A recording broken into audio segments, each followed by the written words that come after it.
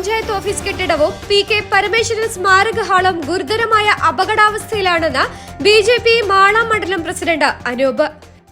കെട്ടിടങ്ങളുടെ മേൽക്കൂര ഷീറ്റുകൾ പലതും തകർന്ന് കാറ്റിൽ പറന്ന് താഴെ വീഴാനായുള്ള സാധ്യത കൂടുതലായിട്ടുണ്ട്. പഞ്ചായത്ത് ഓഡിറ്റോറിയത്തിൽ പതിവായി നടക്കുന്ന വിവാഹങ്ങൾ, സെമിനാറുകൾ, പൊതുയോഗങ്ങൾ തുടങ്ങിയ പരിപാടികളിൽ പങ്കെടുക്കുന്നവർക്കും ഗുരുതരമായ അപകടം നേരിടേണ്ടി വരുമെന്ന ആശങ്കയിലാണ് ഇപ്പോൾ നാട്ടുകാർ. പഞ്ചായത്ത് ഓഫീസിൽ പ്രതിദിനം സേവനങ്ങൾക്കായി എത്തുന്നവരും അത്യന്തം ഭീതിയിലാണ്.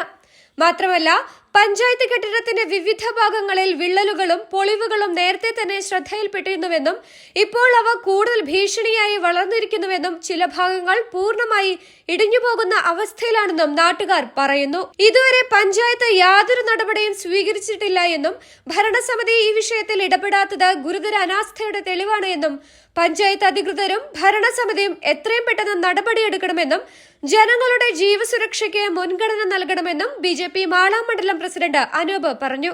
മുമ്പ് തന്നെ സ്ഥിതിഗതികൾ വിലയിരുത്തി ശാശ്വത പരിഹാര നടപടികളിലേക്ക് കടക്കേണ്ട സമയമാണിതെന്നും അദ്ദേഹം വ്യക്തമാക്കി.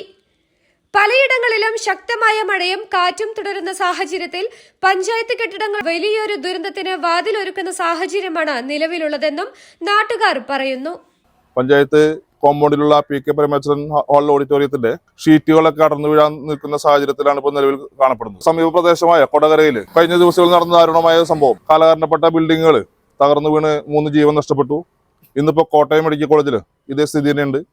ഇങ്ങനെയൊരു സാഹചര്യത്തിൽ മാള പഞ്ചായത്തിൽ ദിനംപ്രതി നിരവധി ആളുകൾ വന്നു പോകുന്ന ഗ്രാമപഞ്ചായത്ത് കെട്ടിടം, അതുപോലെ തന്നെ നിരവധി പ്രോഗ്രാമുകൾ സംഘടിപ്പിക്കുന്ന പി.കെ. പരമേശ്വരൻ ഹാൾ ഓഡിറ്റോറിയം, ഇതിന്റെയൊക്കെ ശോചനീയാവസ്ഥ എത്രയും പെട്ടെന്ന് പരിഹരിച്ച് വ്യക്തമായ നടപടികൾ സ്വീകരിക്കണമെന്നാണ് ഭാരതീയ ജനതാ പാർട്ടിക്ക് മാള പഞ്ചായത്ത് ഭരണസമിതിയോട് പറയാനുള്ളത്.